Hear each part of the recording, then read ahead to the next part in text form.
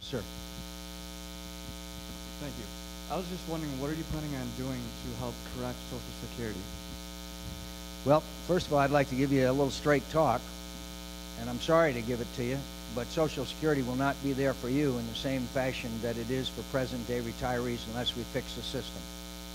Now, we have to understand that the system is broken, and you can argue about the year. You can argue about the exact year, but it's going to, within most estimates, several years, there's going to be more money going out than coming in, and by, what is it, Paul, 2041, there'll be no money left. We can't do that to you. What's our obligation? Isn't our first obligation to take care of future generations of Americans? We've got to sit down, put everything on the table, and we know that there are a set of options that we can go through, and I know how controversial this part of it is with some people. But if you want to take some of your Social Security taxes and put it into an account, a small amount, and put it into an account with your name on it, then I'm all for that. And I'm astonished. I'm astonished at the resistance and anger that seems to come. It's not privatizing Social Security.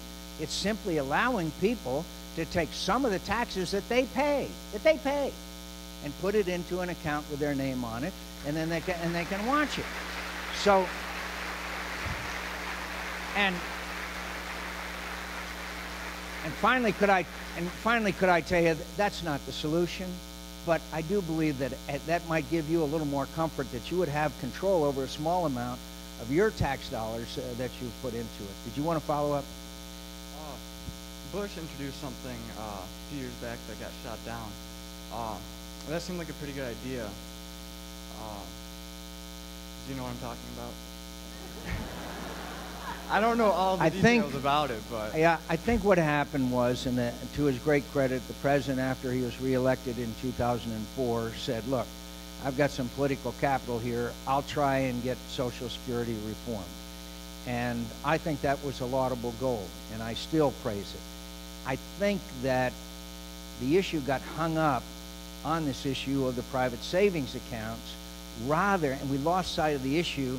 I think what I will do as president is I'll have one chart, and that chart will show how much money is coming into Social Security and how much is going out, and where there's less money coming in than going out, and where there's no money left, and say, my fellow citizens, no one disagrees with this chart. Now let's put everything on the table and let's sit down and make sure that the next generation of Americans is able to have the same benefits that present-day retirees are. It seems to me that if we are the great nation that we are, and I believe we are, then our first obligation is to make sure that we don't lay a burden on you and your generation, which is incredibly huge in its proportions. I'll make it one of my top priorities. Social Security and Medicare reform. Yes, sir. Yes, sir.